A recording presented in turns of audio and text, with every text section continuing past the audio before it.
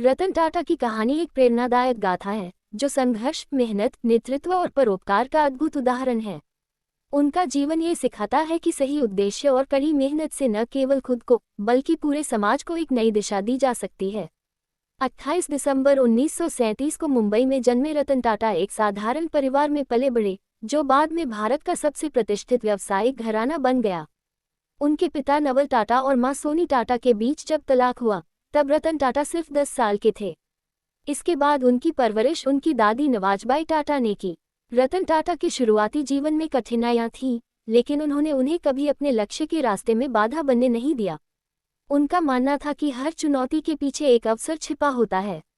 रतन टाटा ने अपनी प्रारंभिक शिक्षा मुंबई के कैंपियन स्कूल और बाद में जॉन कॉनन स्कूल से पूरी की। शिक्षा के प्रति उनकी गहरी रुचि थी और उन्होंने आगे की पढ़ाई के लिए अमेरिका का रुख किया। 1959 में उन्होंने कॉर्नेल यूनिवर्सिटी से आर्किटेक्चर और स्ट्रक्चरल इंजीनियरिंग में डिग्री प्राप्त की। लेकिन रतन टाटा की महत्वाकांक्षाएं यही खत्म नहीं हुईं। 1975 में उन्होंने हार्वर्ड बिजनेस स्कूल से एडवांस्ड मैनेजमेंट प्रोग्राम पूरा किया, जो उनके भविष्य के नेतृत्व को और मजबूत बनाने में सहायक साबित हुआ। 1962 में रतन टाटा ने अपने परिवार के व्यवसाय टाटा ग्रुप में काम करना शुरू किया। शुरुआत में उन्होंने टाटा स्टील के शॉप फ्लोर पर काम किया। यह उनके लिए आसान नहीं था। शॉप फ्लोर पर श्रमिकों के साथ काम करने से उन्होंने जमीन से जुड़े रहने और मेहनत के महत्व को समझा।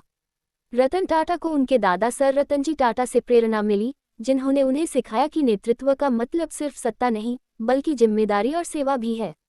1991 में जे.आर.डी. टाटा के बाद रतन टाटा को टाटा समूह का चेयरमैन बनाया गया। यह उनके लिए एक बड़ी जिम्मेदारी थी, क्योंकि टाटा समूह उस समय कई पारंपरिक व्यवसायों में लगा हुआ था। रतन टाटा ने इन व्यवसायों को आधुनिक बनाने और वैश्विक स्तर पर ले जाने का सपना देखा। उनके नेतृत्व में टाटा समूह ने कई बड़े और महत्वाकांक्षी कदम उठाए। उन्होंने टाटा टी के जरिए टेटली चाय का अधिग्रहण किया, टाटा स्टील के जरिए कोरस स्टील खरीदा और सबसे बड़ी उपलब्धि रही जैगुआर लैंड रोवर का अधिग्रहण।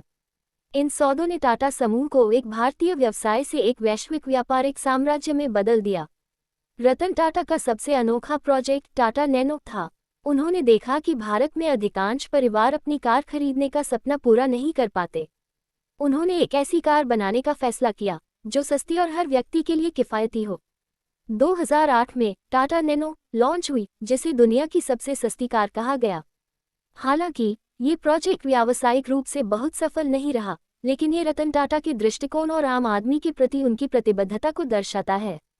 रतन टाटा ने हमेशा समाज के प्रति अपनी जिम्मेदारी को सबसे ऊपर रखा। उन्होंने टाटा ट्रस्ट्स के माध्यम से शिक्षा, स्वास्थ्य और ग्रामीण विकास के क्षेत्र में कई पहल की। उन्होंने अपने व्यक्तिगत धन का एक बड़ा हिस्सा दान में दिया। कोविड-19 महामारी के दौरान रतन टाटा ने न केवल वित्तीय सहायता प्रदान की, बल्कि जरूरतमंदों तक भोजन, दवाएं और अन्य आवश्यक सामग्रियां पहुंचाने में मदद की। रतन टाटा का निजी जीवन भी उनके आदर्शों की तरह सादा और प्रेरणादायक है। उन्होंने कभी शादी नहीं की। उनके अनुसार उनका पूरा जीवन उनके काम और समाज सेवा के लिए समर्पित है। उनकी सादगी और ईमानदारी उनके व्यक्तित्व की पहचान है। वह नई तकनीकों और स्टार्टअप्स के बड़े समर्थक हैं। कई युवा उद्यमियों के लिए वे एक मेंटर और प्रेरणा स्रोत हैं। रतन टाटा को उनके योगदान के लिए भारत और विदेशों में कई पुरस्कारों से सम्मानित किया गया। 2000 में उन्हें पद्म भूषण और 2008 में पद्म विभूषण से सम्मानित किया गया। उन्हें कई अंतर्राष्ट्रीय विश्वविद्यालयों से मानद उपाधियां भी मिलीं। उनकी नेतृत्व क्षमता और समाज सेवा के लिए उन्हें विश्व स्तर पर सराहा गया। 2012 में रतन टाटा टाटा समूह के चेयरमैन पद से सेवानिवृत्त हुए। हालांकि वे टाटा ट्रस्ट्स और अन्य सामाजिक कार्यों में सक्रिय भागीदारी करते रहे। उनका मानना है कि सेवानिवृत्ति का मतलब आराम नहीं, बल्कि दूसरों के जीवन को बेहतर बनाने के लिए और अधिक प्रयास करना है। रतन टाटा का कहना है, मैंने अपने जीवन में कई विफलताएं देखी हैं, लेकिन मैंने कभी हार नहीं मानी। चुनौतियां हमें मजबूत बनाती हैं और हमें अपनी असली क्षमता का एहसास कराती हैं। उनकी इस सोच ने उन्हें भारतीय व्यापारिक परिदृश्य का सबसे चमकता सितारा बना दिया। रतन टाटा का जीवन एक प्रेरणा है। उनकी कहानी हमें सिखाती है कि सच्ची सफलता वह है जो समाज को बेहतर बनाने में मदद करे। उनकी सादगी, नेतृत्व और परोपकार भारतीय युवाओं को सिखाता है कि मेहनत, ईमानदारी और सेवा से दुनिया को बदला जा सकता है।